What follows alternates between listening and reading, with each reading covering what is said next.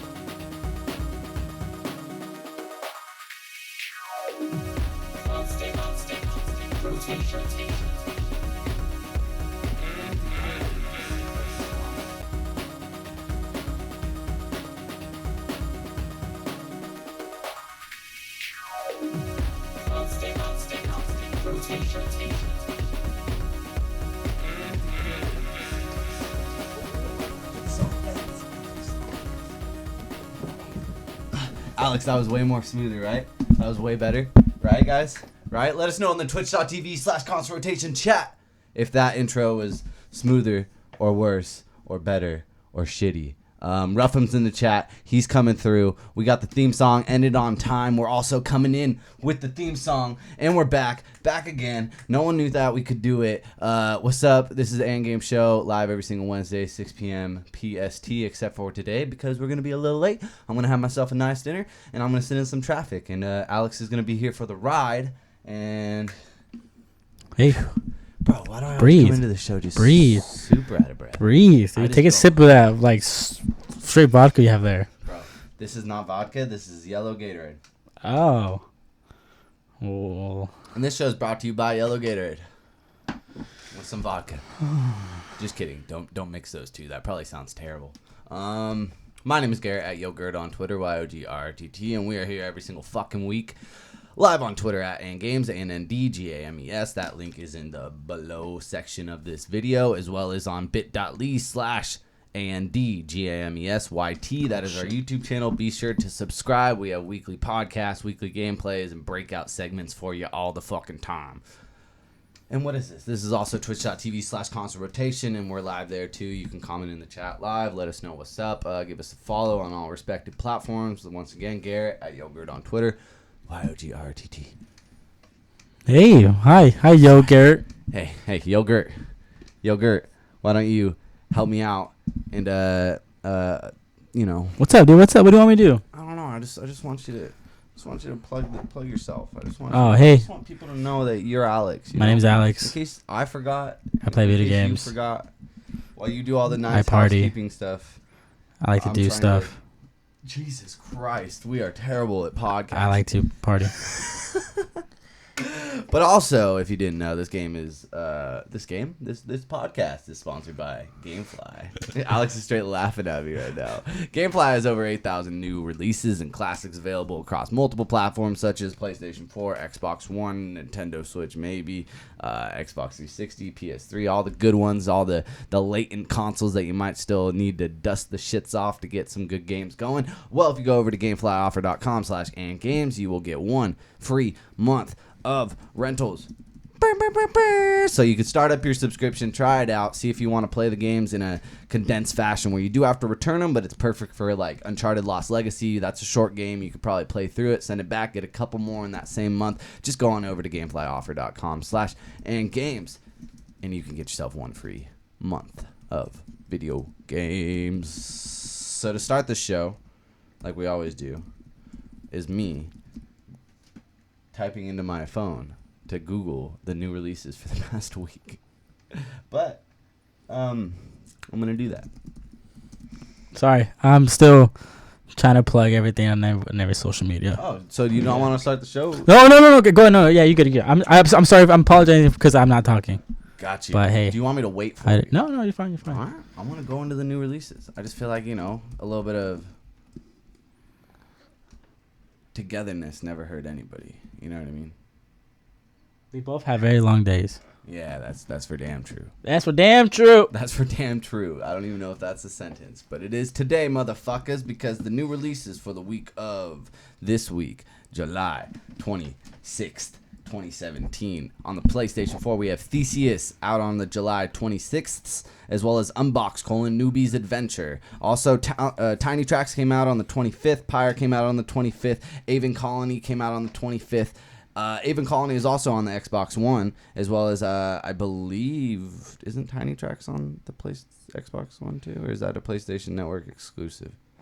No, that is completely PlayStation. So yeah, Tiny Tracks is there, holding out the best on the PlayStation 4 as far as Metacritic scores go to, which is where we get all these new releases, is Metacritic.com/new releases/video games or some shit like that. I don't know if that's true. Just go over to Metacritic.com and you'll find the new release schedule. That's funny. It's a good one. Don't sleep on it. Funny. But also on Xbox One is Aven Colony, as well as Constructor. What Remains of Edith Finch are the past few upcoming games that have been out on the Xbox One. The Xbox One, I feel like, has been dead since E3. Do you feel that way? It's always been dead to me. Oh, shit. Did it not go to prom with you or some shit? Is that the problem? Oh, he's waving.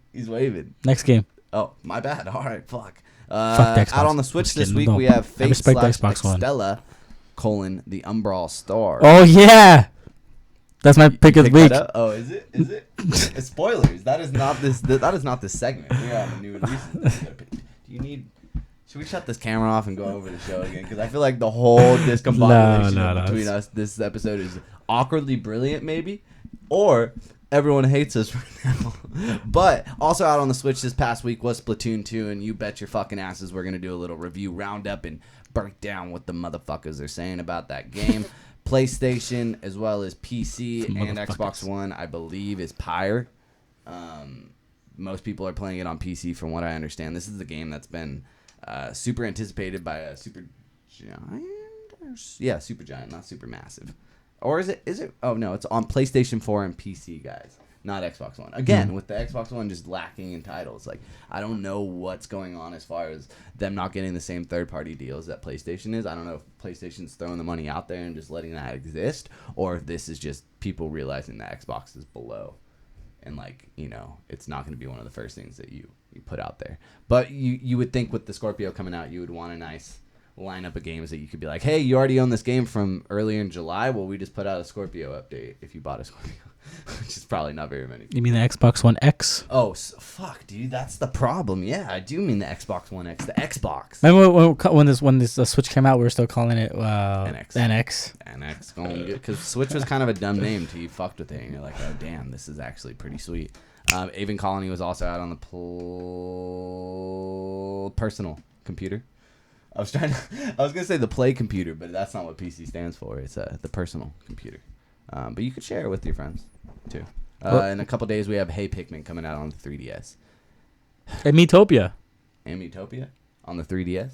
No, on the Switch. I don't know. Oh yeah, it is on the Switch. Do you have to buy that or is it free?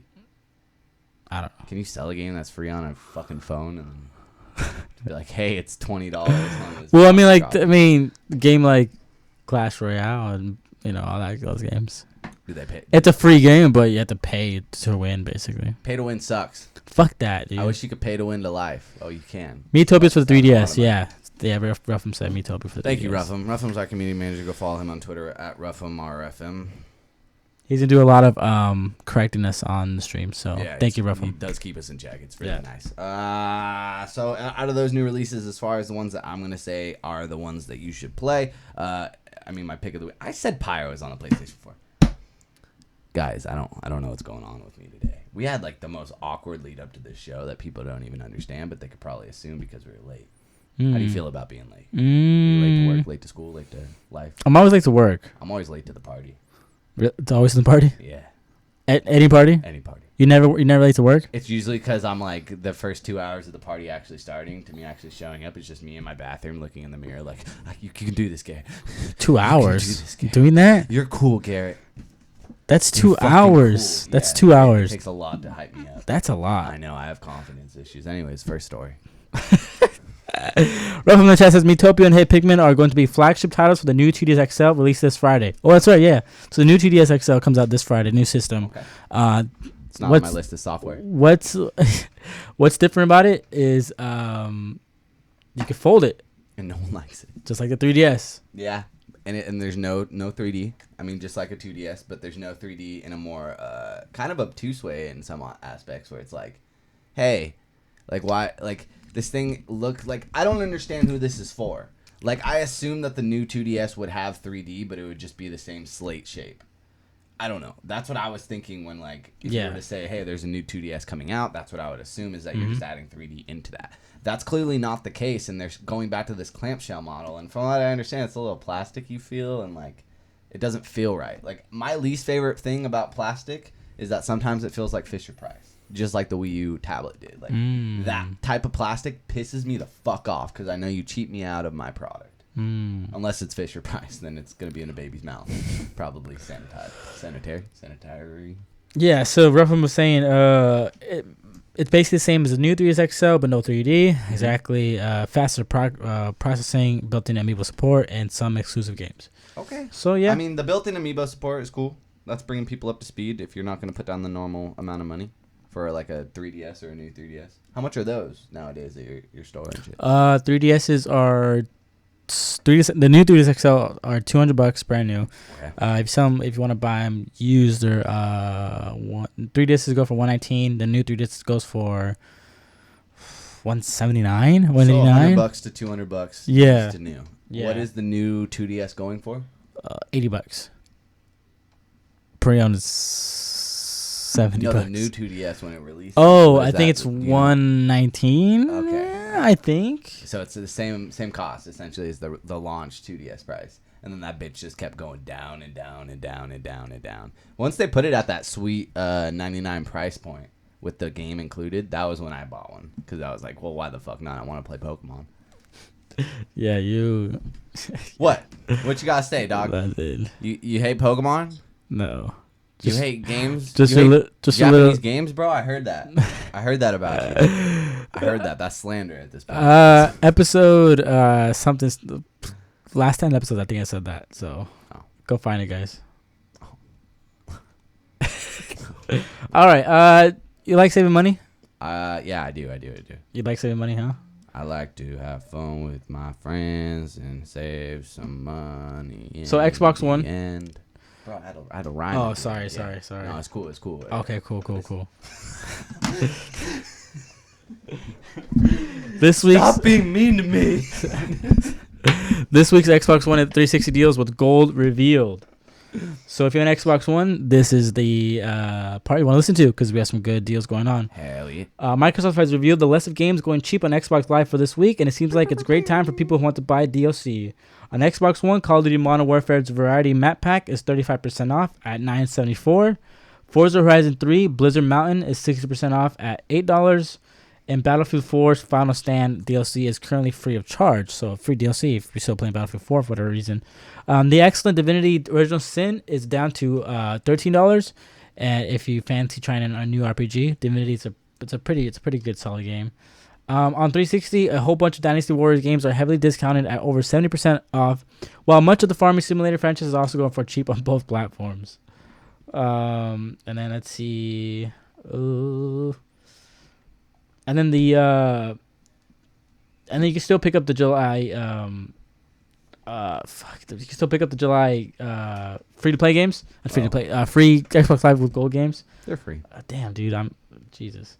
Which is also Ubisoft's Grow Up. And it's free all month all long. Mm-hmm. Free all month long. Jesus, dude, I can't, man. Just chug. You want me to read the news this week? You want me to do it? No, I got it. All right, ready? Yep. Runbow, meanwhile, will be free for subscribers until August 15th. And then I think Lego Pirates of the Caribbean, you could get it still for 360. It's like, God damn it. Like, no one... like, how many people downloaded that? I'm just curious. Let me know in the comment section below if you enjoyed Pirates of the Caribbean in Lego form this month. Hey, man, let the kids play. No, it's fun. I'm sorry. You're right. But it's like, at that point in my eyes, just don't even bother. Like, if you're reaching that far into the barrel to bring out Lego Pirates of the Caribbean and being like, this one? And then, like, the executives are like, yeah, let's give that one.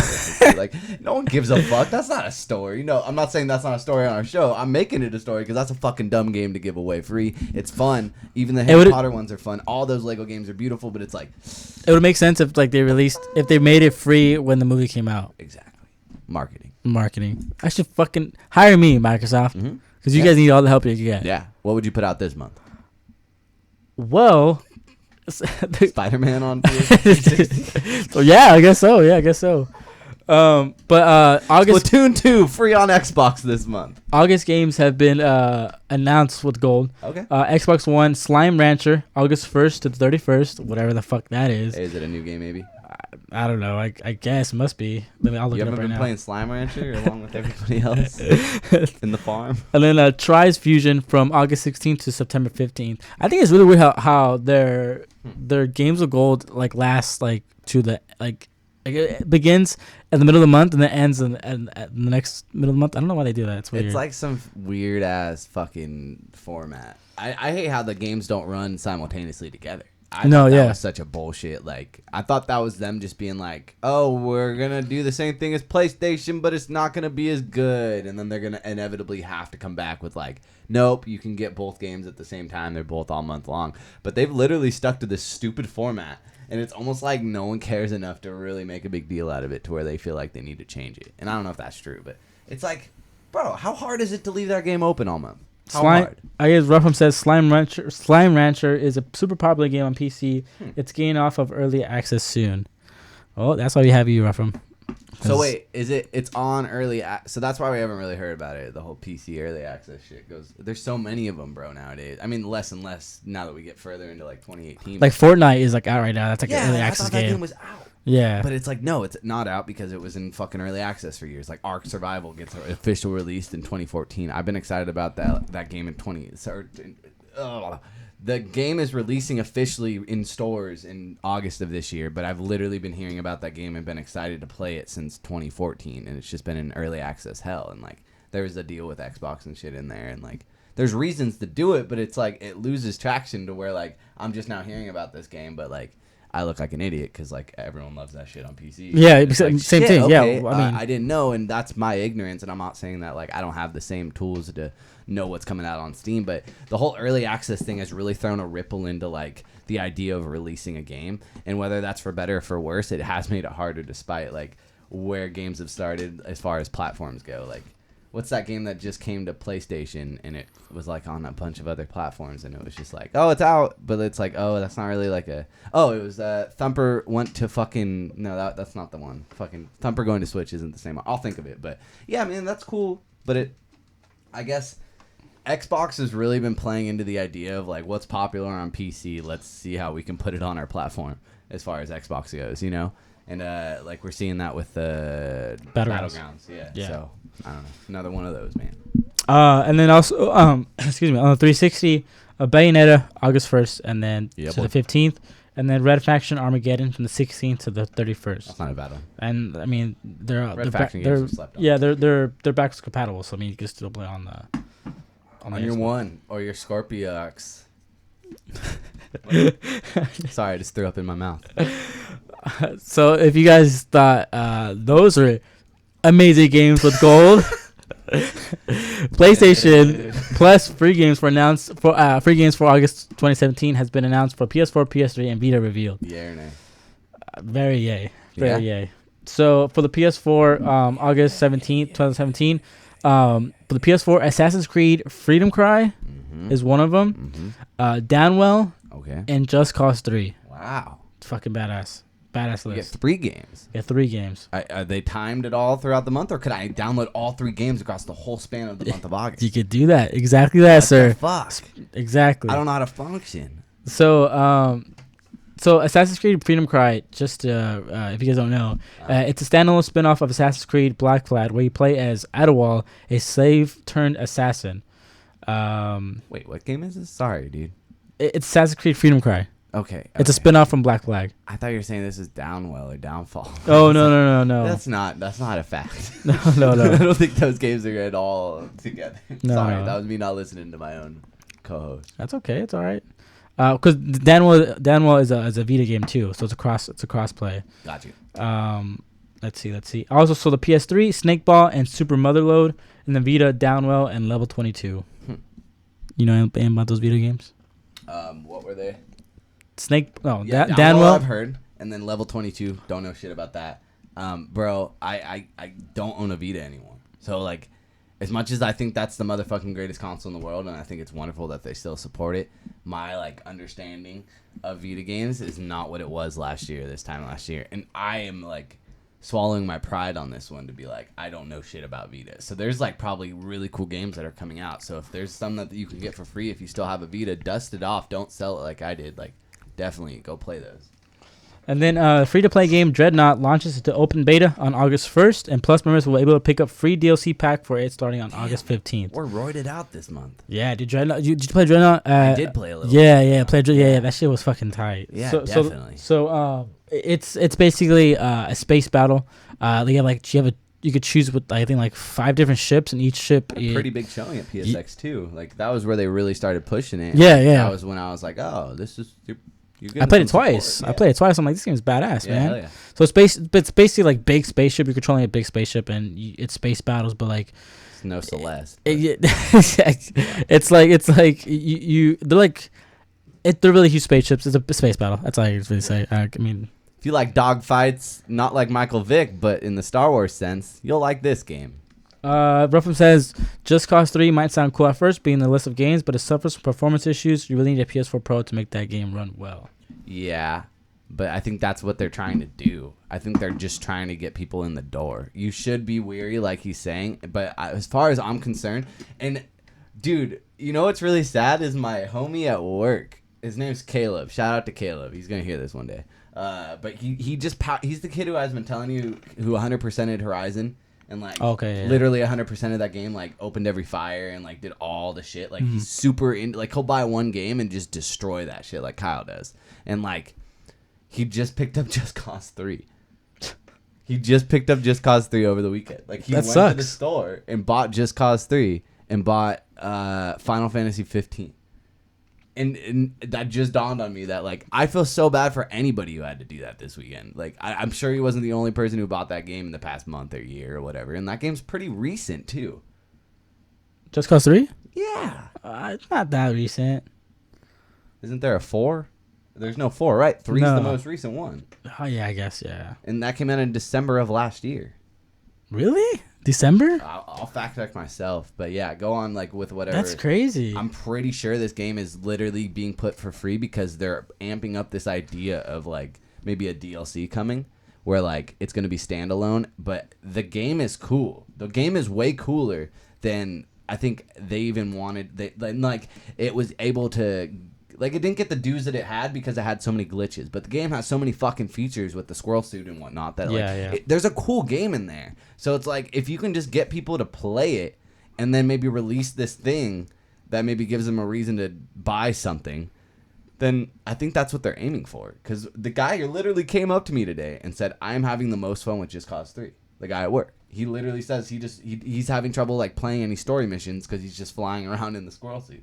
Like, that sounds fun, man. I even saw a GIF on Reddit where it was like when you only want to play Rocket League, and it was like this giant construct, and it was like this big, like, picture like a sphere but like made of metal, and it's like basically a giant like water tower but filled with gas, and like you can like shoot at the thing and it'll dislodge, and it's at the top of a hill. So this thing starts rolling, and everyone who was playing Just Cause 3 all got in their vehicles and all started going off the cliff with it. And like it almost looked like you can jump the cars in Just Cause 3. I don't know if it's that fantastical, but that's what it looked like. And the guy like jumped into the ball and then like hit the ball, and the ball kept rolling, and then like his friend hit it, and then it exploded and killed him all.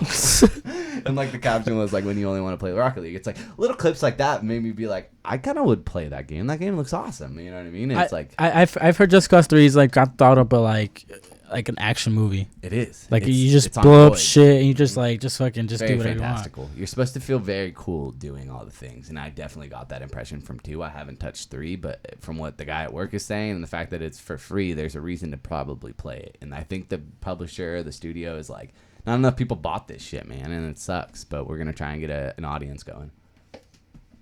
Let's see. I don't know. Let us know in the comment section below if you played Just Cause 3 and if you're still playing it. Rougham said Just Cause 3 came out like 2 years ago. And then DHSI in the chat says, why just play Just Cause 3 on PS4 when the multiplayer mode is coming out on PC very soon? Well, then don't get it on PlayStation Plus. True. But it is a free game. So it's a free game. It's a free fun game. Yeah. Don't cry about it. It's honestly though, like, that's the most absurd comment. No offense, dude, but they're giving us free games. You know what I mean? It's like, why we come to this place at this point in life where it's like, no matter what, as happy as we are and as like humble as like we pretend to be, like, you're always gonna be like, when it's a shitty Xbox lineup for the month of August, I just shit on that shit, and I'm guilty of it too, man. Like, I just went off on that shit, but it's like, bro, someone probably can't afford a game this month, but they have Xbox Live, and at least they get to play Slime Hunt or whatever the fuck it's called. I mean, at least it's not an indie game. Like, would you rather be happy with an indie game that PlayStation is known for to give you a PlayStation Plus game for? I mean, this is a quality game that's going to take hours. Yeah, it's a really fun game. It's a really fun game. Quality is in, like, it's a girthy game. Not quality is in, like, it's a great game. I haven't played it, so I can't say. Yeah. But, I mean... That guy's going to come back next week and be like, you said it was a great game, motherfucker. I'm going to kill you. But I'm just saying, like, you know, like, it's Just Cause 3 is a game that you don't really see on the PlayStation Plus, like, free to play. I mean, free to give, whatever. And there's 2 other games on there, dude. It's so weird. Yeah. It's almost like they came to them last minute. It was like, can we just give this away on your platform? Like, you have 60 million PS4s out there. That's like, you know, 80% of them have Plus. Like, that's a pretty good number of us to, like, get them to fuck around with it. Yeah. But does that mean I own Just Cause 3 for life? As long as I play PlayStation Plus? As long as you have... like, it's not just for this month? There's no, like, asterisk in there or anything? No, just as long as you're a PlayStation Plus member, you still have that. Dude, this is a sick deal, guys. I would take advantage of it. My bad. 2015. My life sucks. I was like, what, December? I was like, oh, wait. Dude, I knew it came out in December, but I should have known that I still worked at Toys R Us when I did that. So Sony's having their own, PlayStation's having their own sale on the PSN. There's a bunch of offers exclusive to Sony subscription service are included in separate part of the store. For Honor is half off at $30, and Persona 5 is down to $48. Resident Evil 7 is $36. Tekken 7 is $48. And there's also some few other games on there on sale. Ghost Recon Wildlands for $36. Yakuza 0 and Elder Scrolls Morrowind for $42. And What Remains of Eden Finch for $15. So it's a pretty good deal for those games. For Honor, $30 off. Resident Evil 7, if you still haven't played it, it's one of my top 5 games that have been released this so far. It's a really good game. And then also EA has their own sale in the PlayStation Store as well. Yeah, Star Wars Battlefront Season Pass is only $8. Battlefield 1 for $24. Titanfall 2 for $20. Please pick up Titanfall 2 for $20. God damn, such a good game.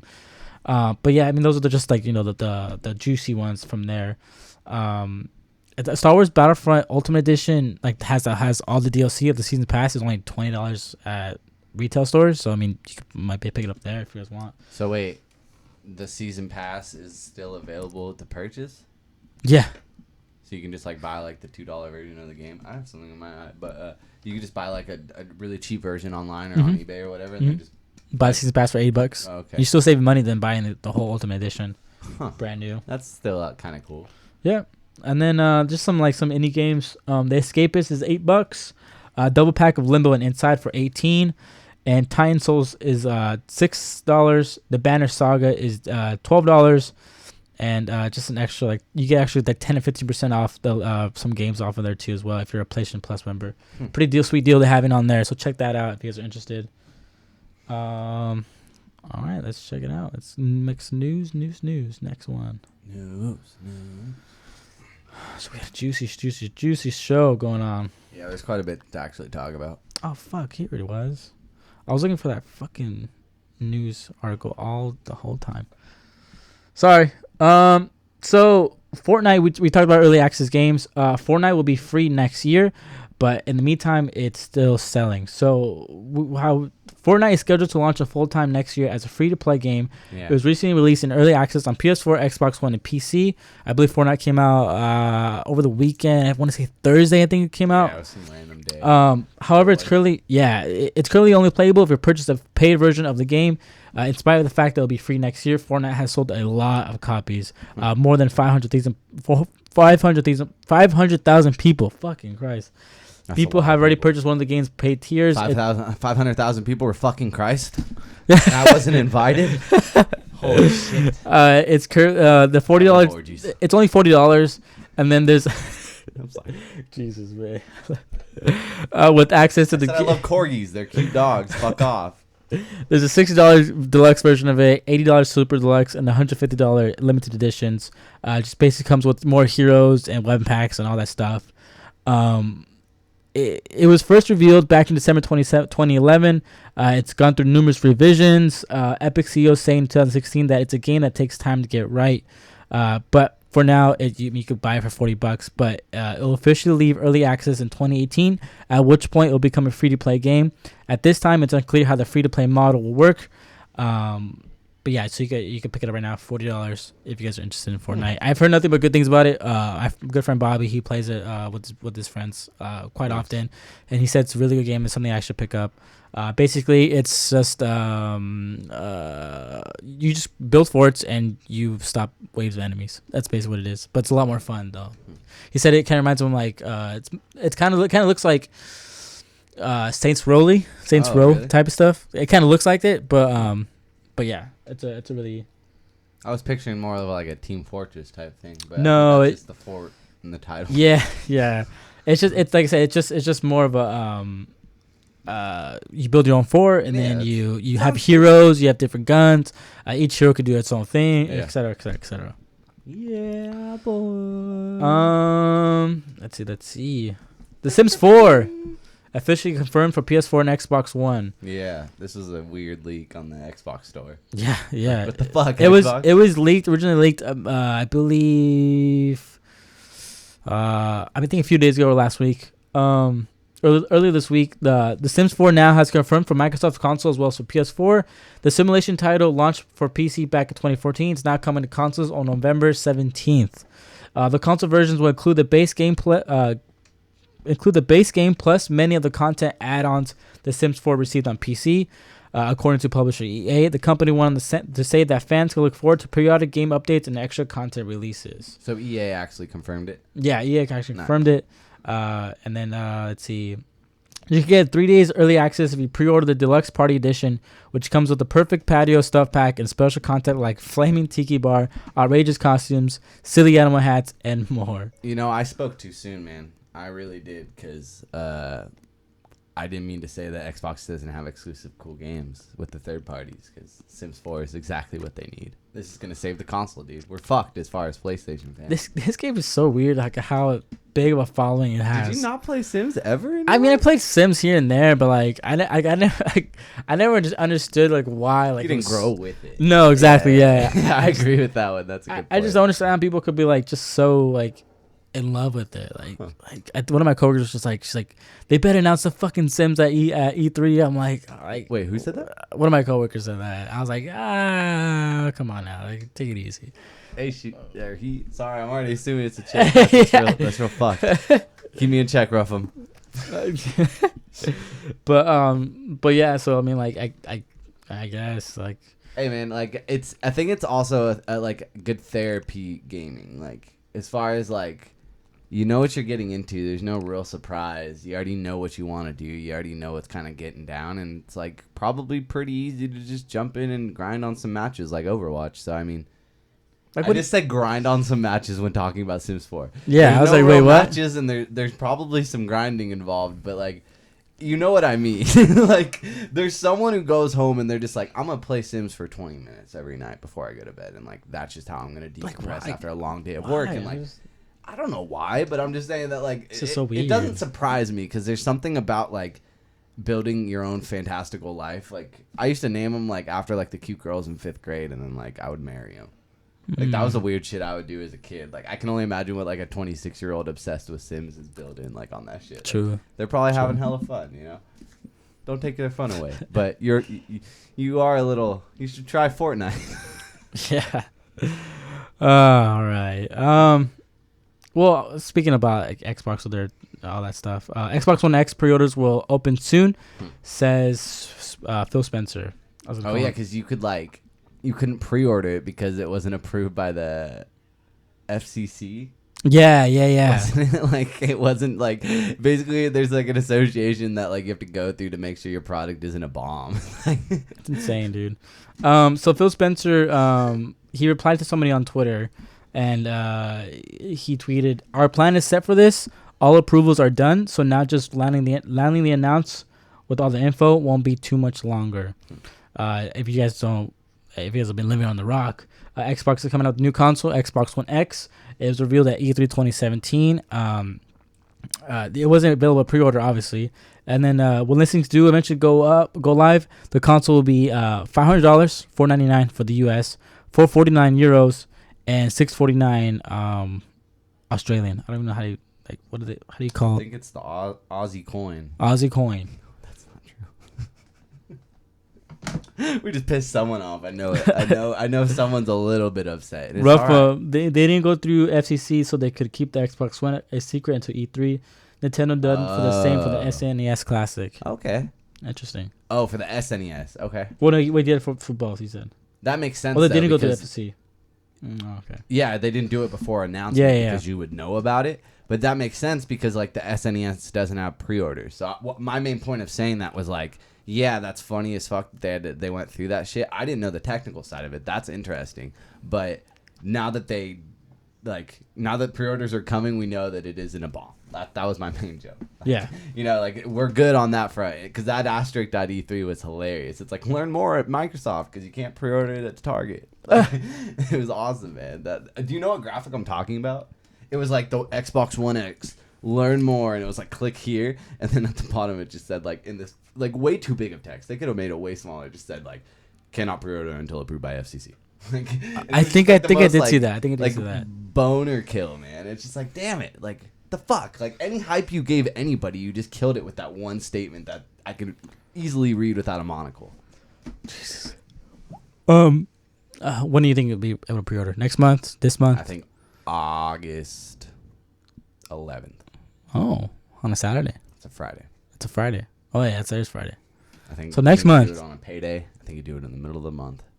I think that's just enough time between E3 for people to start saving to get a nice chunk of that pre-order put down. They have to think that way, dude. Like, asking someone to spend $500 the day that it was announced is kind of a lot. But you should probably pre-order through Amazon because you don't have to pay until it's shipped. Or you could. I'm just kidding. Don't plug that. I'm never gonna plug that. Or you could just play our games with GameFly, which is our sponsor for this episode. Go over on to GameFlyOffer.com/AndGames. Get yourself 1 free month. Cancel anytime. Try it out. Rent games. Game hard. Yeah, sponsored by GameFly. Sponsored by GameFly. PS4 leads U.S. hardware sales in June 2017 MPDs. So we're barely getting it by now in July.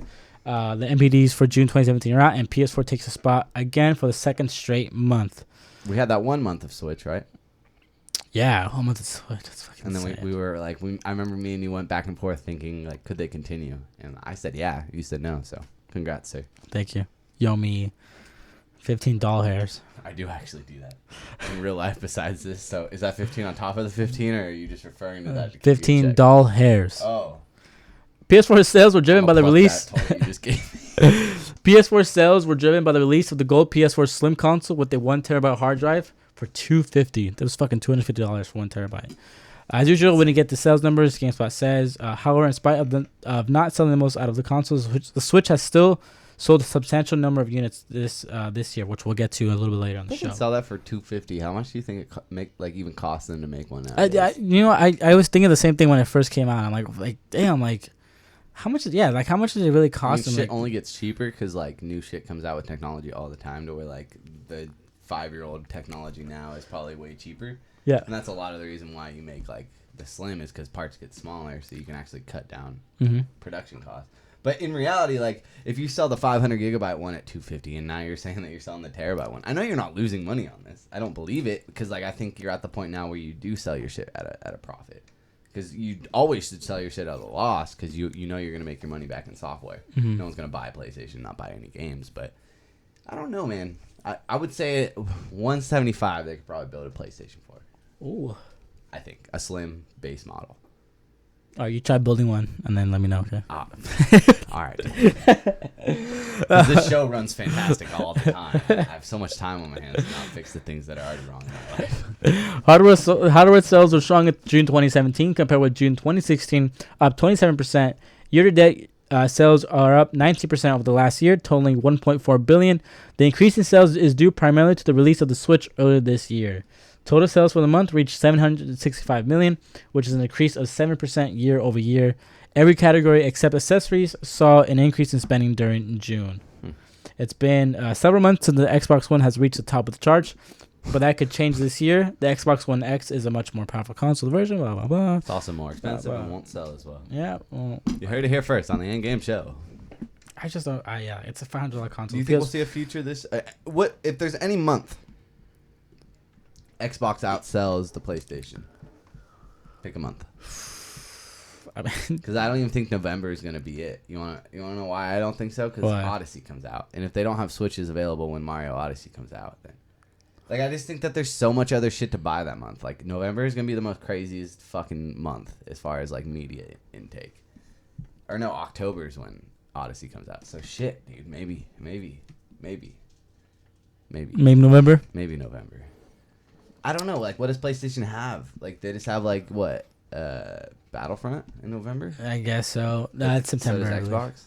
No, Destiny September. Sorry, yeah. Destiny September. Too many games, dude. Yeah, it's a good day to be alive. And a lot of exclusives are not coming until next year. No, you're right. I mean, according to this E3 conference, we have like 4 exclusives coming out in the beginning of 2018. That's another fucking conversation. Yeah, I know. That should be a topic one day. PS4 5.0 system update on the way. Beta signups are now available. The beta begins in early August. Yeah, boy. The registration form has been updated, and now applicants to indicate that they are or not PlayStation Now subscriber. 5.0, blah, blah, blah. 5.0 update may still feature some kind of new Now related for functionality for PlayStation Now, but it seems like being a subscriber may actually be a requirement. Let's see. I'm not trying to see what it is for. This whole PlayStation Now shit. I think it's what they're. It is like there's no like. They're doing like there's like no notes like have been out yet. There's no word on it yet. Yeah. But it asks you if you're a PlayStation Now subscriber. And the only option is yes. No, Did you hear about that? no, I didn't see that. Yeah, no. yeah. Literally on the server, it's like to be a part of this group of people who is beta testing this new firmware, you have to be a subscriber of PlayStation Now. Oh yeah, it's saying right here. So for whatever reason, I don't know. Like I thought they were just trolling everybody, but then they put out a tweet, I guess, and they're like, "Hey guys, no worries. Like we're doing this on purpose." So the big rumor mill right now and the big hubbub on the internet is, do you think PlayStation Now is going to fall into the PlayStation Plus subscription? Maybe like a PlayStation Plus Premium. Premium? No, like or yeah, I get what you're saying. Or it's just taxed in. There may not even be more money involved. It could just be that like you get PlayStation Now one free game to play from the back catalog. Like that could be a way to fight the backwards compatibility. Do you think that's something that they're testing with this new firmware update? It's 5.0, man. You got to do something flashy just for the namesake. Yeah, I mean, like who uses PlayStation Now? I don't. Which would be a reason to get it involved with the big PlayStation Plus. And it's expensive, dude. I forget how much it is, but you can buy it by hour too, and it's absurd. I think. Yeah, unless they took that away. I remember back in the day you could, and it was like $8 an hour or some shit. Yeah, like, what the fuck are you talking about? I'm not gonna play Uncharted 1 for this, you faggot. No offense. Sorry. Bad word to say on the internet. But I mean, they say on here like you know, the Now requirement will suggest there will be some feature tied to that. So I mean, I guess we'll have to wait and see. Like I guess the thing says you'll be part of the beta, which the beta starts the beginning of August, and we'll probably won't see it till probably the end of August maybe. But I mean, PlayStation Now, I want to use PlayStation Now, but I just don't want to be like paying for that on this subscription, like on top of like everything else I have to pay. Not if you're not going to use it. Exactly. You know, like I mean, there's some good games I want to play. You know, there's of course there's games I want to like jump back to. You know, nostalgia games like that. You know, but I literally have never heard anybody talk about PlayStation Now as something that they usually renew. Yeah, exactly. But one person on the internet, I will source this out, Danny O'Dwyer. Really? Danny O'Dwyer has played for PlayStation Now since they started, essentially. And what he said is that he pays like, $9.99 a month and he can play games like streamed and shit.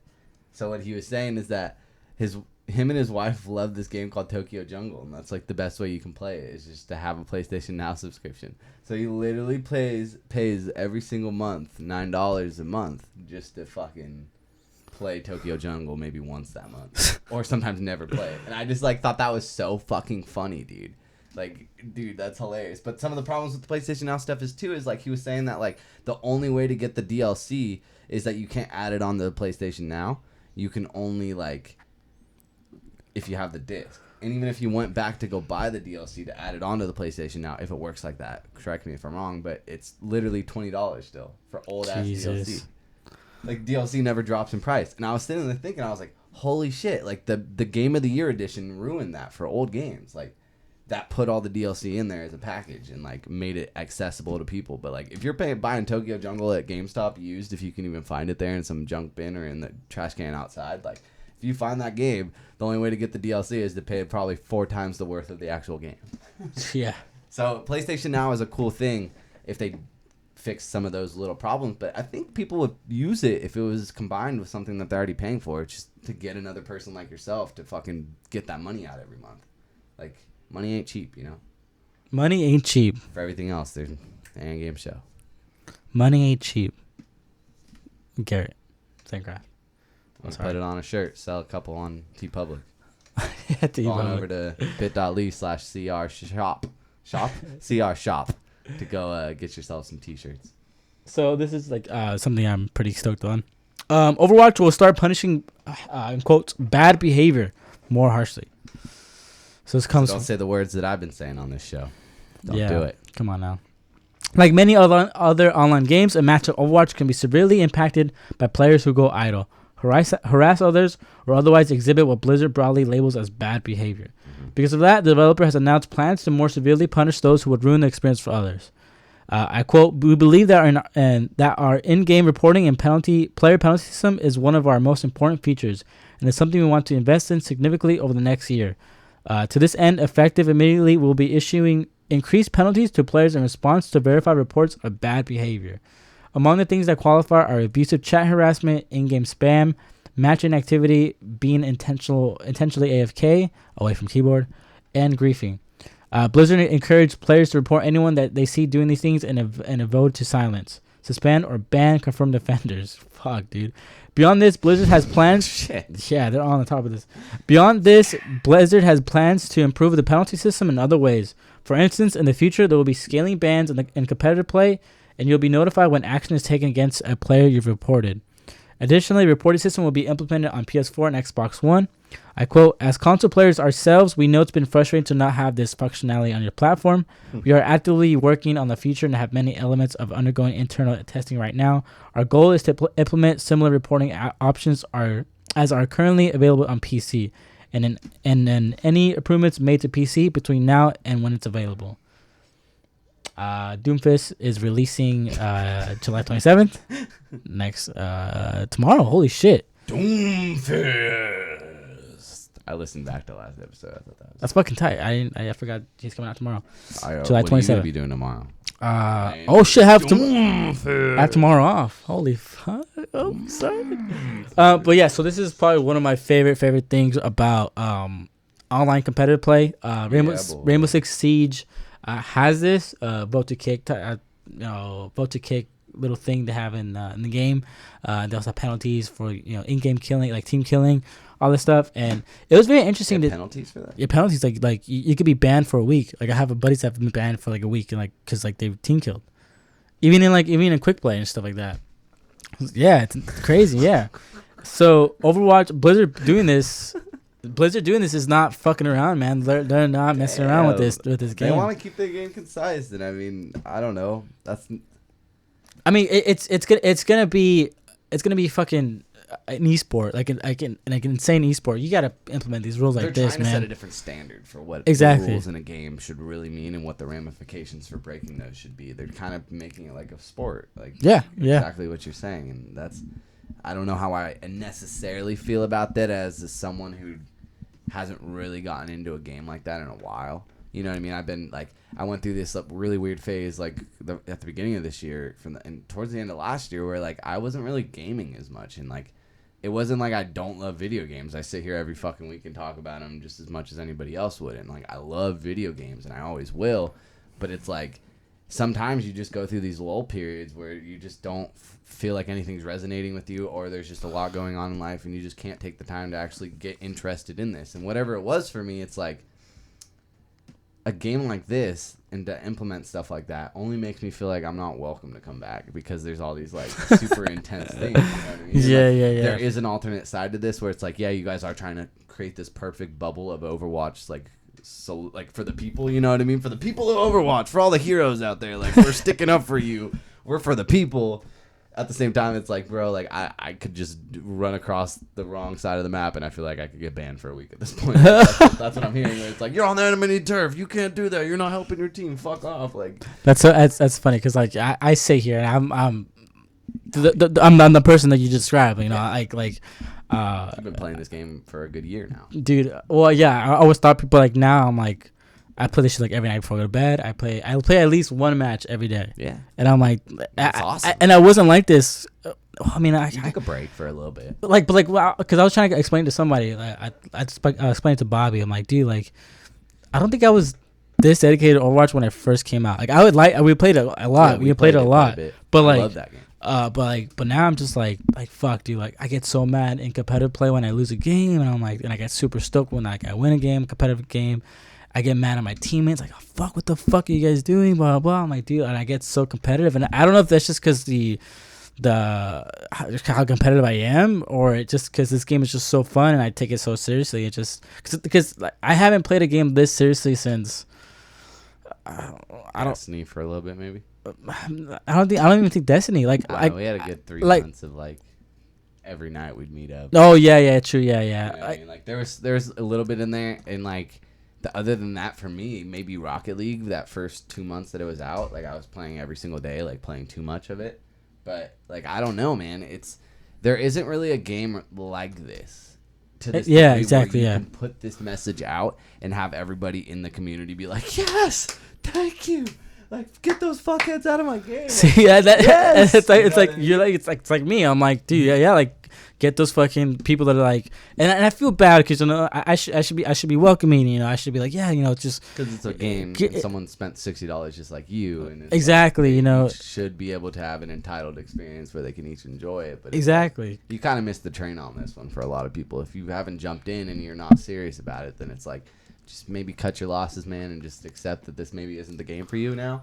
You think that's a good way to kind of like keep the people who are super engaged, like, not getting fucked over? Just make it clear that there's competitive and there's quick play. Like, I mean, and it is kind of clear, but now we're seeing Overwatch being owned by fucking billionaires and cities, and it's kind of hard to see it as just like a game I could just hop on and play, but now like it's becoming something even more bigger and more serious, It's almost like Counter-Strike, where it's like in some ways like yeah. And on some days, I would think that there's more people watching Counter-Strike than playing Counter-Strike. Like, I would argue that more people watch someone play Counter-Strike today than someone played Counter-Strike. Because if you're playing Counter-Strike, dude, you better just not fuck around. Like, don't play Call of Duty honestly, to play that. You know what I mean? And that's the community that they built, and that's the community that has survived. They haven't made a new game in so long because they don't need to, because the community's there and they love the game and they know what they're getting into, and they love the competitiveness of it. You know what I mean? Once you set a bar, like, you better maintain that bar. You better keep raising the bar. Some games actually lower the bar in a lot of ways, but literally, like, Overwatch and a lot of, I think they're just raising the bar every fucking time as far as like just more content, more like buffs, more fucking balancing. Just that game is really balanced, man. It's really cool to see where it's at after a year. I mean, like some change. If you wanted like a clear example of like how how serious the competitive community is, go watch my Overwatch stream, like 3.5 hour stream I did with my buddies on our channel, and like you could see like our conversations when we're talking like in the games, like, dude, like, come on, blah blah, like, and when we lose a match, I think like match 6, I think we lose, and like, dude, like, what the fuck, like, we're better than that. And Ruffum in the chat says there's another game like this, Team Fortress 2.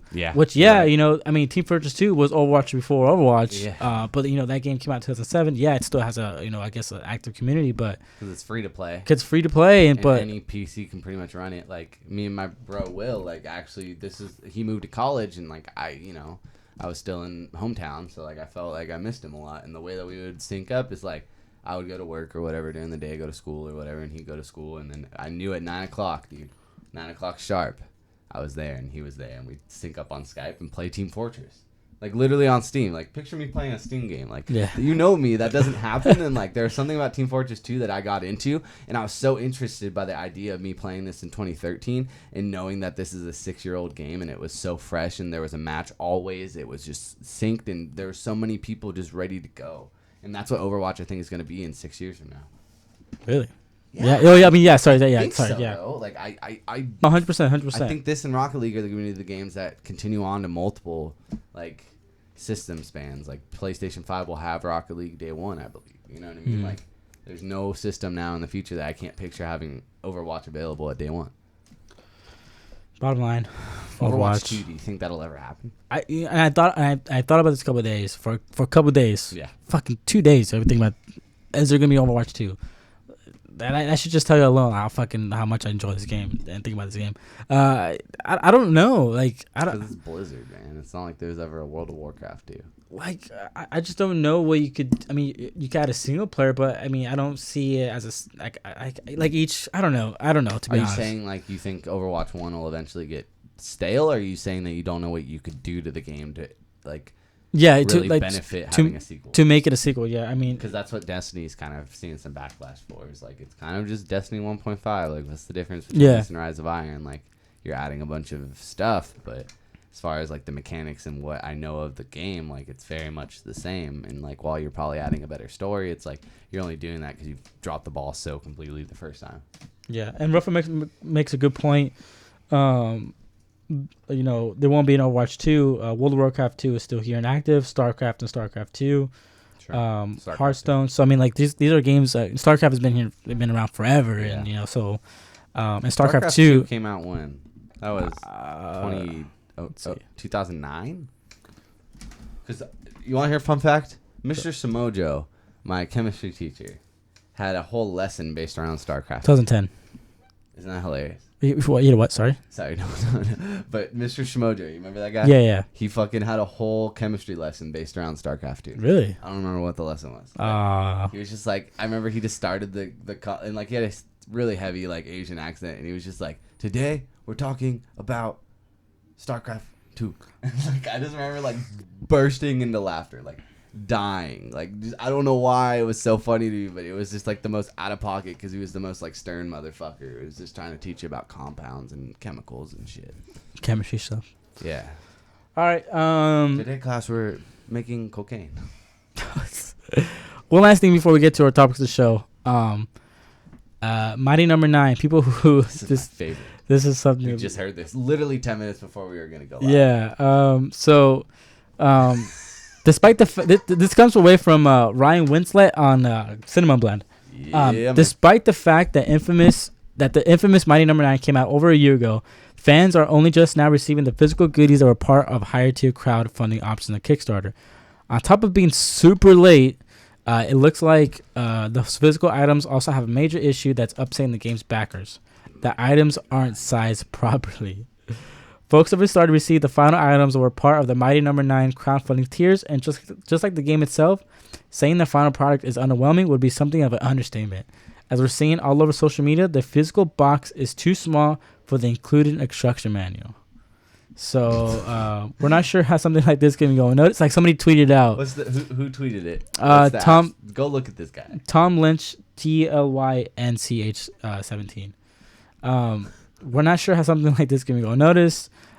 So I mean, like, even after a year, this is just. It's like here's the box and the manual. This isn't a good example. Here's the box, and this is the manual.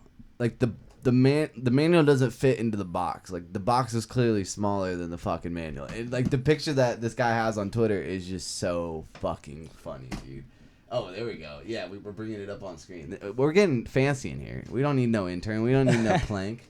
We got homies here. So if you guys can see that, so this is the top part is the instruction manual, and then this is the box. And you can clearly tell like how the box folds into each other. Like it just won't fit the manual. So apparently the manual came separate from the box, like shrink wrapped in the same package, and the game isn't even included in the box. Yeah. Like what the fuck?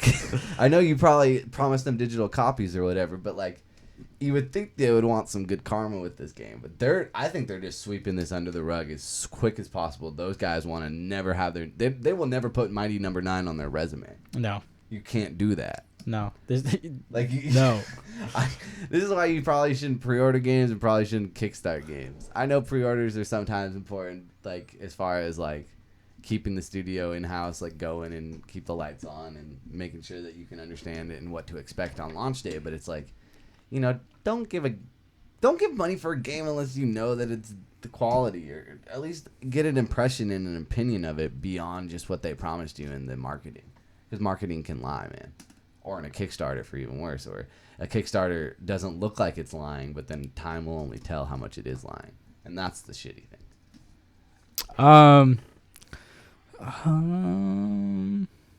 Sure, maybe. No. Yeah, we could run through it real quick.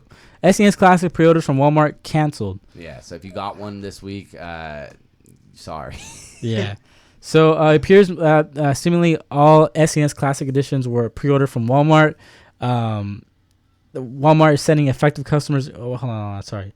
So people pre-ordered the SNES Classic on Walmart because I guess Walmart, whatever reason. It wasn't just like a little bit of pre-orders went up. It was like a lot of people, like 40,000 people type shit. Like I'm trying to see. All pre-ordering.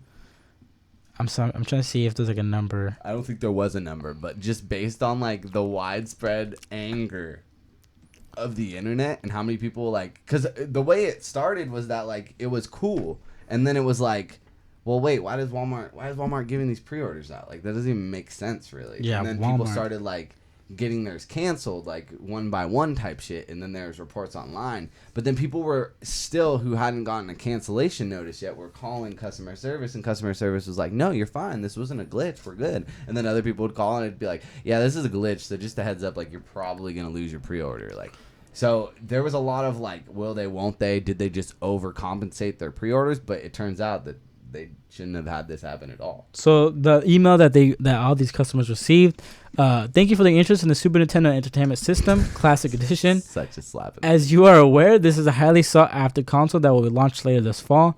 Unfortunately, due to a technical glitch, the Super Nintendo Classic Edition was mistakenly made available last Friday evening ahead of the official release date. We regrettably will have to cancel this item on your order. We know this is incredibly disappointing to you, and we're truly sorry for this mistake. So everyone that bought it on a credit card, PayPal, all that stuff, they got refunded. But people are fucking not happy about it. I mean, how does this happen? I don't know how it happens, other than maybe someone who like has too much power at Walmart just wanted to troll the world for a second. That's fucking gnarly, dude. You know, that could be a possibility. It could also be that maybe they were just building the code for when pre-orders were going live and didn't know that they actually made that page live. You know what I mean? Because like you can design a web page and then like have it just saved, and you think that it's like hidden, you know, but then it's there. But regardless, like there's no world where Walmart's gonna only be able to pre-order this guy, and Target and GameStop and all those guys won't also have the same. I think that's like kind of illegal, and it reminds me of like when. What was it, the Sega Saturn or whatever? When they announced that it was coming out, they said that it was only available at Kmart, and that's why that shit failed. Really? Yeah, I think it was either that or the Master System, but I believe it was Sega Saturn, and like that shit was out and like dead in 6 months. Jesus, man. So who the fuck's going to Kmart?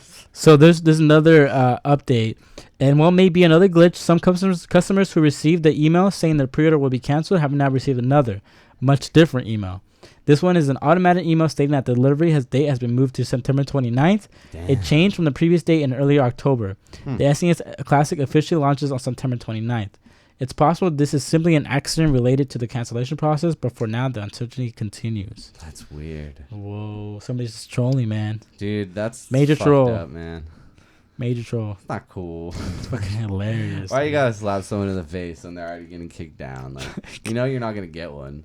Like, regardless. So it's like, hey, you really want one? Let's see how much you want one. Pre-order one. Then it's like, oh shit. Splatoon 2 has been released, and everyone has their review scores out there. And I'm gonna pull some up. Just I'm gonna pull up the Reddit, and I'll read off some comments on there. For Splatoon. Okay, well, Splatoon 2 has been announced. It has been released. Friday, this past Friday, and everyone's been giving it some 8s out of 10s. GameSpot gave it 8 out of 10. Polygon 8 out of 10. IGN, for whatever reason, the review is still in progress. They just like to make sure the servers don't suck. Yeah, there you go. Yeah. Eurogamer says it's recommended.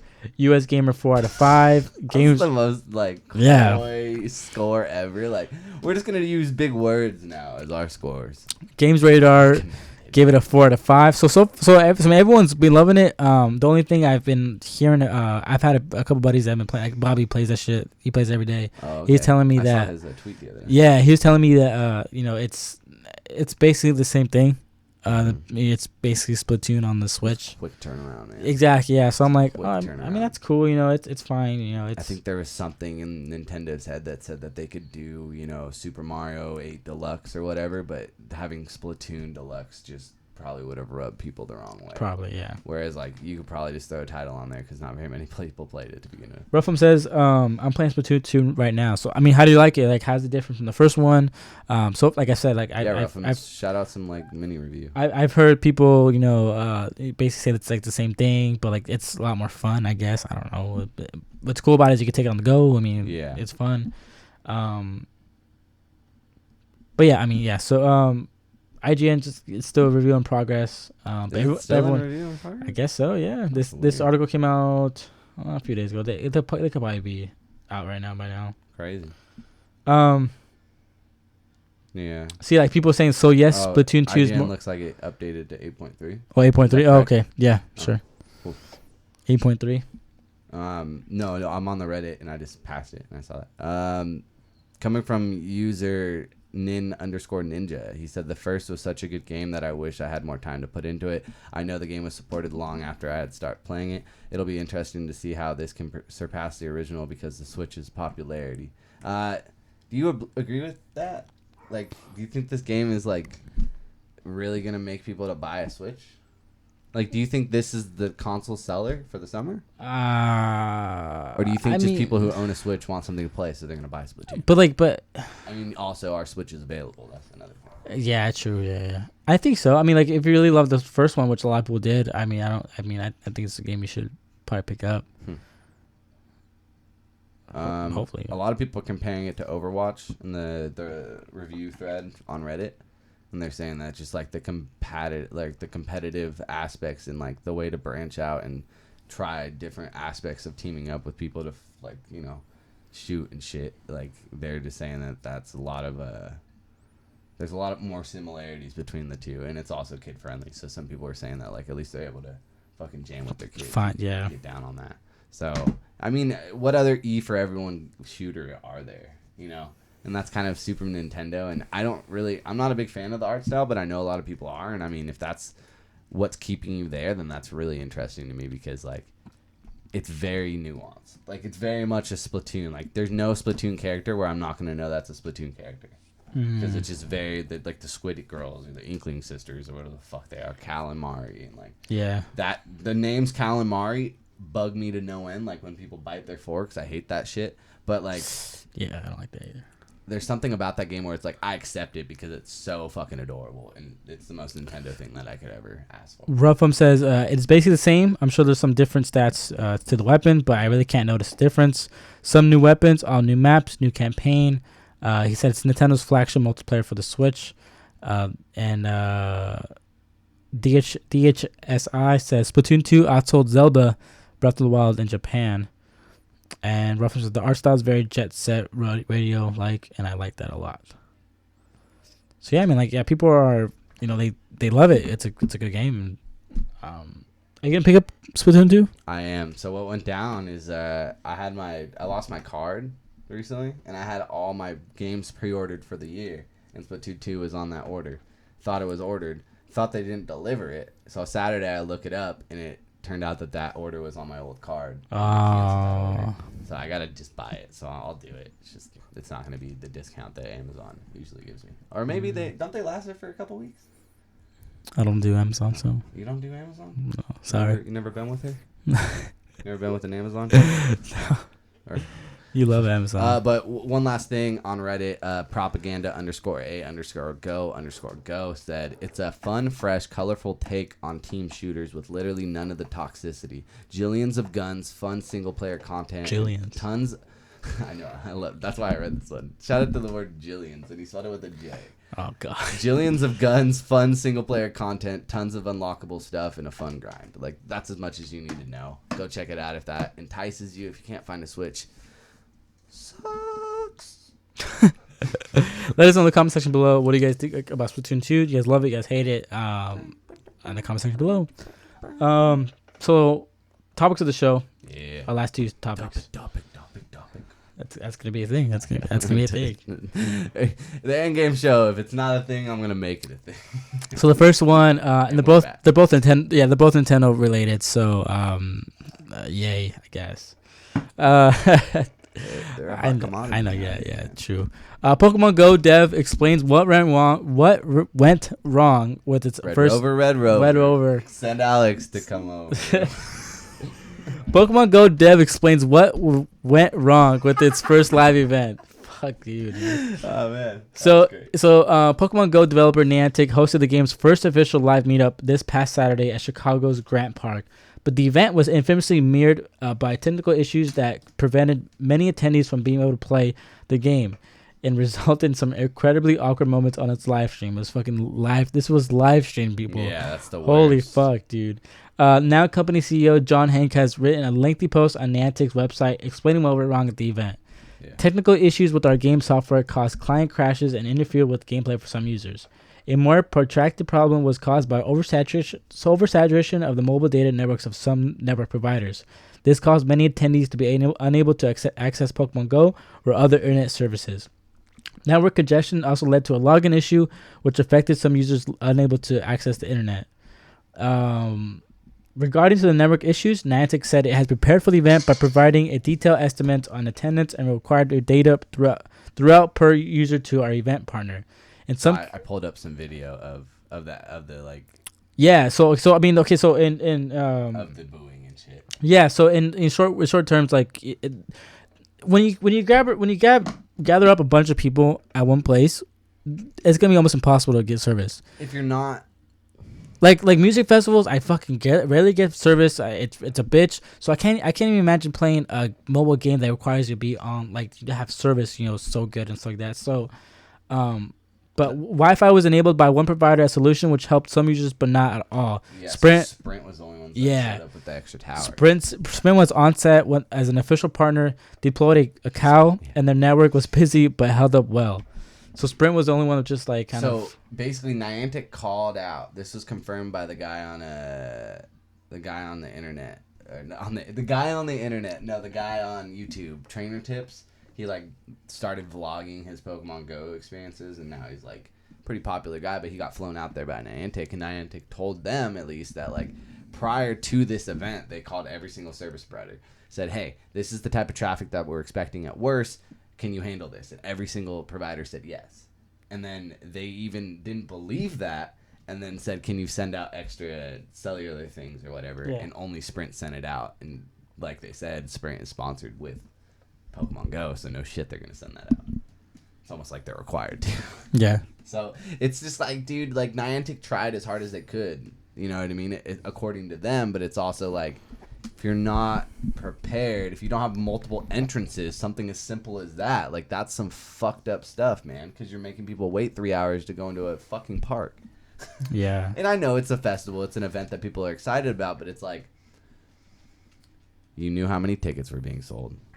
You knew the deal. So it's like, I get the whole cellular provider thing. If you reached out and they didn't send extra stuff, that's out of your control. And the people there who are getting mad at the owners, it's like, it's not really your fault. But the fact that they had to wait 4 hours, some people waited 4 hours to get into this thing because there was one entrance and only like 4 turnstiles, and everyone had to go through the same turnstile. Like, that's insane, dude. That doesn't make any sense. Like, why didn't you have another entrance on the south side? Like, little things like that is what you're supposed to prepare for when you're hosting this many people. It's like Firefest, but in Chicago and around Pokemon. It's the weirdest thing, and I didn't believe it. But, like, the booing, bro. The booing. People were booing. So when I think somebody went on stage, I forgot who. I think it was it CEO? Was it CEO? They were booing and they were chanting, "Fix your game" or something. Fix your game. If you hear the people in the background. Close up, here it is. Guys, the next legendary Pokemon that will be released is Articuno. I hope you're as excited as They're so mad, man. It's gonna be a cool video weekend for YouTube. Especially like you just hear them in the background yelling. I can't wait to see all the video content that comes out of this. That's insane. It's people were vocally yelling. One thing though that I would do a shout out of is like someone threw a cup at the lady, I guess, and like threw like people were just throwing bottles at people. And fuck, like, they're dude. getting pissed, and the CEO came out and everyone was like booing him, just saying like fix your game. Like that is the worst nightmare of any developer. But you know what that CEO did after his press conference ended, after his allotted time, he sat in crisscross applesauce at the edge of the stage. And if anyone wanted to come up and yell at him or just get their frustrations out, he was there and he was listening. Fuck, dude. Like he a boss. He believes in the community. Yeah. You know what I mean, so there's something to that. Niantic isn't the problem here. They can't control it after a certain moment, but it's just like, it sucks, dude. There's no good way around it. They refunded everybody's money essentially, and like, you know that. I'm sorry, but like. It's just, from our perspective, it's so easy to laugh. And, like, I started getting sympathetic. But, like, can we all just laugh at how fucking ridiculous it is that people all got together at a park in Chicago to, like, catch Pokemon. And they all ended up rioting. Like, the most, like, friendly motherfucker. Like, people brought their kids and saw, like, grown men having hissy fits. Ruffum said, since I was at San Diego Comic-Con that weekend, I didn't read much into this, but I should. He said that sounds hilarious. Dude, it's fucking hilarious. It's ridiculous. Go on to Kotaku. They have it's the name of the title by Luke Plunkett is a brutal recap of a very bad Pokemon Go fest. Jesus. And it's like a supercut of like, I watched the Trainer Tips guy. I watched his vlog and because like I didn't even know anything was going on until Sunday when basically he had put a vlog up and for some reason it popped up because I watched No Jumper and he's homies and like it popped up on there and it was like, I got a letter from Niantic. So I clicked on it because I was excited for the guy because it's like, oh shit, like the company hit him up. Like I didn't even know that this was going on. The Yeah, lady yeah. said, hey, you're coming to this for free. We got you, no problem, like all this stuff. And then Sunday, I just see a vlog of him sitting on a hotel bed, and he just says what really happened at Pokemon Go Fest. Oh, my And it's like an 8-minute video of him just detailing, like, all the shit that went wrong. And that's how I heard that Niantic apparently told all the content creators and everyone that was in conversation with Niantic, they were told that they did the best they could as far as preparing for this, and it was the companies that didn't really want to help them. Yeah. Well, a number of other live Pokemon Go events are planned throughout the summer, including Safari Zone event in Europe that will give players a chance to encounter Pokemon that don't normally spawn in the region. Niantic is hoping to... That's such a cool idea. Yeah, that is pretty Safari good. Zone. And then Niantic is hoping to use a lesson to learn from Chicago's problematic event to ensure the remaining ones go more smoothly. They're also going to be hitting up Japan and across Europe, which is pretty cool. You know how they're building Nintendo World and Universal Studios and stuff? Safari Zone could easily just be like a grassy area where you just play Pokemon Go, and then it has Pokemon from the other countries in that one area in the park. Ooh. That's what I'm saying. Just saying, I would definitely partake in that. I would re-download Pokemon Go on the commute to that theme park. One of my coworkers plays that shit still, and I mean, it's just like an app. My mom plays Candy Crush every day. She's on like level 3,000 or some shit. Like, does she really play Candy Crush every day? Yeah, we'll see what level she's on after this. All right, cool. We're gonna buzz that. Yeah. Sometimes she'll have her shit connected to Bluetooth and won't realize it, so she's just jamming on Candy Crush, and it's like on the loud ass Bluetooth speaker that plays through the house. So it's just like, like Candy Crush is the most insanely intense music, and you're just like, damn, why does anyone give a fuck? And it's just the sound of Candy Crushing in the back. I don't know. That was the best Candy Crush sound I could do. You got better, Alex? You making fun of me, huh? No, I don't. All right. Well, go on over to Kotaku. Check out that video. It's really fucking fun. And check out the thumbnail in the video because I was pretty proud of that one. Yeah, that's just fucking Fainted funny. Pokemon, man. It is funny. So if you guys are just joining us right now, we're on the last topic. Yeah, boy. If you haven't already, hit that follow button on twitch.tv/constant rotation. We'd appreciate it. And also on YouTube, hit that subscribe button. We really appreciate you guys if you Twitter guys do. links below. You could also follow us to get our opinions as they happen on the days they happen. And, you know, we're existing on the internet on not just Wednesdays, but if you are only available on Wednesdays, we're here every single Wednesday on twitch.tv and YouTube and Twitter live at 6 p.m. PST with the Endgame Show, just like you're watching right now. Without further ado, let's get into it. Nightbot deleted messages. Damn, Nightbot cracking down. Well, Ruffum timed out Nightbot for 600 seconds. That's great. Shout out to Ruffum for timing people out. Okay, something's going on my fucking computer. I'm fucking gonna throw this shit out. Are we in the internet? Jesus. Fucking breathe. I've seen The Matrix, bro. I can't bend backward like Neo. I can't survive. I would have been dead in that moment. I would have gotten shot square. This is brought to you by Garrett Time Killing. No, this is actually brought to you by GameFlyOffer.com/handgames. Go on over there. Get yourself a free month. One game this month for free. Cancel it anytime. It even gives you the return envelope, so you don't have to pay for their shipping to go back. Literally everything is free. You just go on over to GameFlyOffer.com/handgames and you support this show. We love you. All right. Nintendo Switch sales near 5 million in its first 4 months on sale. That's such a buzzword, but it's a cool ass buzzword because it actually has buzz around it. Like 5 million, dude. 5 million. Console sales soar as Zelda Breath of the Wild sells 4 million copies. Dude, that's insane. Oh my god. Nintendo Switch has sold nearly 5 million units since its launch in March. The Japanese publisher announced today. Today. The company announced its stated in its quarterly earnings report that the hybrid console had shifted 4.7 million units by the end of June 2017. Switch sales are projected to reach 10 million by the end of March next year. Elsewhere, the system's biggest sellers include Legend of Zelda Breath of the Wild, which sold 3.92 million units up to the end of June. Mario Kart 8 Deluxe, of which 3.5 million copies were sold in the same period. The only other Switch game to sell over 1 million units by then was ARMS, which sales stood at 1.18 million. The console's latest bigger title, Splatoon 2, was not considered an April-June port, as it came out in July, obviously. The Switch's strong showing follows a launch that saw it ship 2.74 million units in March alone. However, that figure applies to units shipped to retailers only and not consumer sales. In other words, holy fucking shit, they sold a lot so far. and they sold a lot of Legend of Zelda, and they sold a lot of Mario Kart 8, and I guess a lot of ARMS. So I'm crunching the numbers right here. Please. And, this is all a little bit estimated and rounded up, but with the 1.8, and if there's 5 million consoles sold and there's 1.8 ARMS, that's a 24% attach rate. That's insane. That's really high for any game. Like, if you sell 20% of any console, that's literally, what is that on the PlayStation 4? You're at 20% of 60 million. I don't know. That's way too much. But it's like 8 million. That's a lot of copies. Dude. Like, games don't sell that much. Like, that's a formidable number that you're coming at the game with. But 24% for a game like ARMS in less than a month is kind of insane.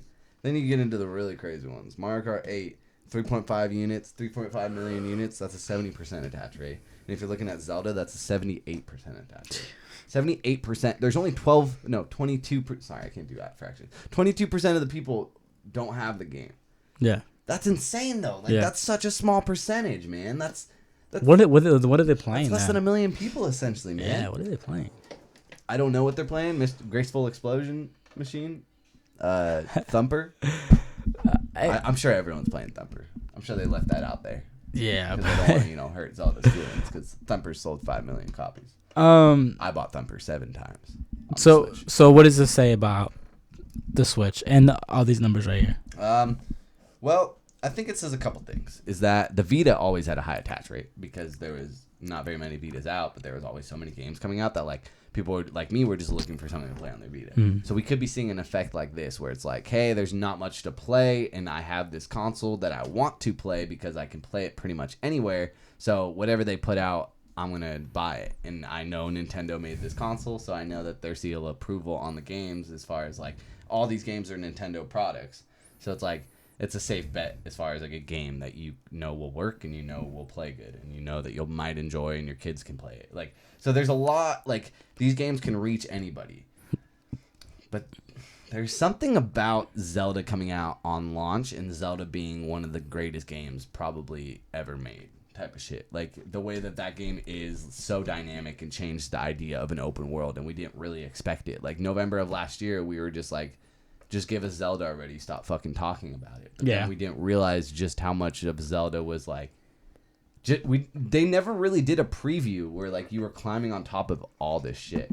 You know what I mean? Like they never told you that, and like I feel like if they had, it wouldn't have been a big deal. But because that game came and it blew everybody's fucking faces off, and it was complemented by a launch of a console that blew everybody's faces off, that just carried so much momentum and so much good word that it was so smart of them. Where it's like not only are people talking about Zelda being the best thing ever, it's like you can play it best on a new console that is one of the coolest pieces of technology as far as a modern take on a console when you have these boxes that just sit stationary in your room whether or not you're in or out of it. This one, it can be a box and it can also come with you when you leave your room. So there's a lot of things where it's like all these variables are now coming together to just make all the people that have a Switch in their possession very happy to own one and very happy to buy games and play them. So I don't know if it's just the handheld theory where it's like everyone buys a lot of games when they have a handheld because it's like it'll just stay in my car and I'll play it when I'm on the go and I always will have something fresh. Or if it's the idea that Nintendo's back.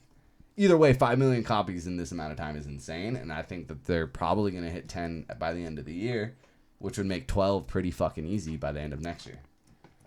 So are these... Sorry, that was a lot of information. No, it's fine. A lot of good information. I just wanted you to...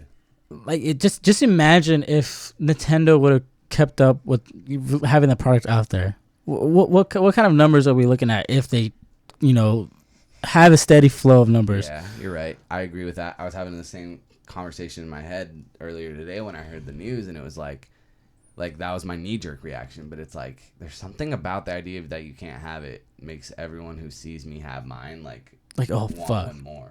So it's like it's that same strategy that they pull all the time, but it's like instead of like the NES Classic where they're pulling it off the market in 6 months, this is going to be on the market for the foreseeable future. So it's like we know by this time next year we can have all these people who really want one and have hyped it up for the past year. Like if all 2017 is just hyped up for this shit, and then they're like, "Yo, we have 4 million available in the U.S." Like, think about how many people are gonna go buy one just because like the friend that they've been talking with about how much they each want one. Once that friend has one, then you even want one more. So it's like they're doing it smart, but there's a moment where they have to pull back the curtain and just be like, here's all your Switches, go crazy. Yeah. I think Odyssey is the thing.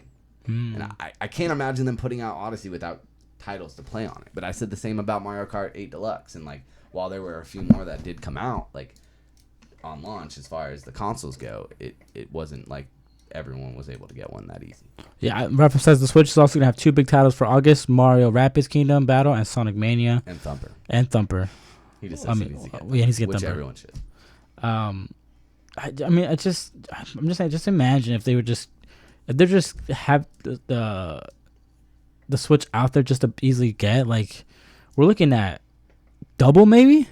I was just about to say, what's your number by the end of 2018 if it's not 12? I was saying 20, but that's even to me, like 24 seems like a nice number. But I would say around there too. Yeah, man. Just because, like, I mean, like we said, like they could just be this year, just 2017, would just be all hype. Like, hey guys, like this is what it can do. We're not fucking around this time. Like, but if you really want one, we need a year to get these third parties to put their games. Yeah. And like, from what I understand, Minecraft on the Switch plays just as good as the Minecraft on the consoles, and it's the exact same game with pretty much all the updates. Well, we saw Skyrim play a little bit at San Diego Comic-Con. We saw IGN was playing it on there, and it looks fucking phenomenal. Right. Like, you put Skyrim on there, like God knows what you can fucking put on there. Like, and open the doors, exactly when people can see that, like, holy shit, that's a Switch that could play Skyrim. Oh, fuck yeah, where can I get one? Well, I mean, you could get one next year or whatever, and next year's March where they release a bunch of fucking ones. I think it's probably good that Skyrim's not out either. Like, get it right, and also like allow people to buy it and own the console. Yeah. But that could be a title where it's like everyone and their mom wants to play it on the go. Their mom plays Skyrim. Yeah, my mom's playing Skyrim right now. PC, all the mods. What do you guys think? Let us know in the comment section below what you guys think. Do you have a Switch? Do you want a Switch? Do you wish you had a Switch so you could talk about this with us? That sucks. I have one. I don't have one. Yeah, I know. You could have got one. You just decided that there's just nothing the train was going to pass. Do you regret it at all? No, because these games aren't for you. These games aren't for me. I don't see myself playing Legend of Zelda. I think Legend of Zelda is the most overrated game. Not overrated, but like it's just what I don't want to get into it. I don't want to get into it.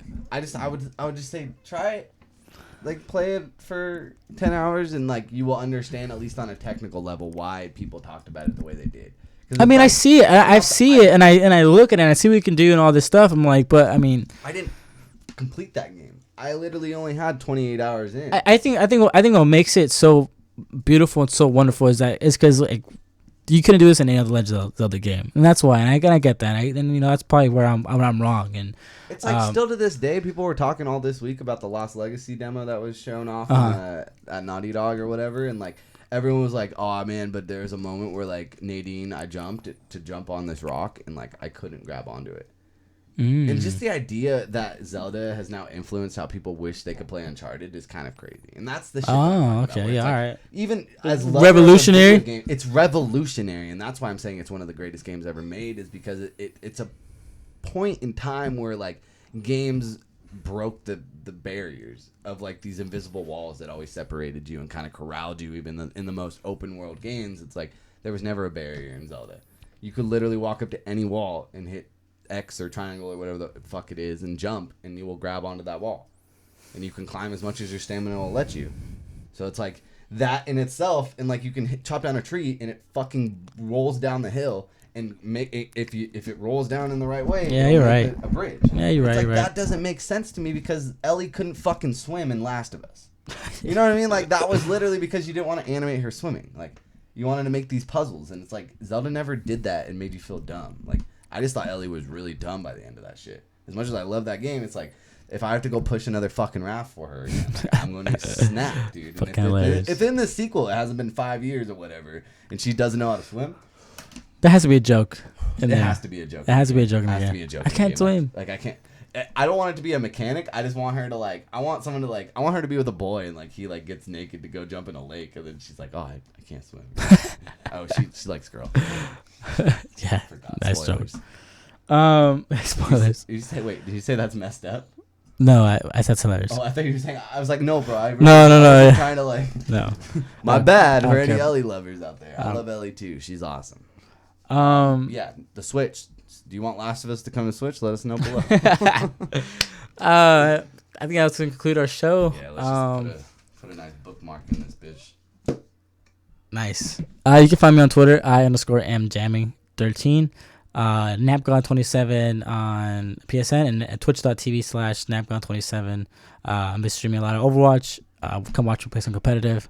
I still need to fucking finish Outlast 2. I still haven't finished that game. Is fucking scary. I keep on saying that. Go on. Yeah, boy. I've been saying that all day, and it's the worst thing to say on a fucking podcast. But my name's Garrett at YoGurt on Twitter, YOGRRTT. You can find all music that I recommend on SoundCloud.com/InRotationRadio. What else do we got coming up? You bet your ass I'm gonna have Splatoon 2 probably Friday. So I need to work out the whole schedule with the Elgato, and we've been talking about the streaming schedule. We're working shit out, guys. Don't you worry. We're bringing more and more content every single fucking week, and you don't have to worry as long as you subscribe. bit.ly/AndGamesYT. We love you. Thank you. Later, guys. Bye. GameFlyOffer.com/AndGames. Catch you guys later. Later, guys. Peace out.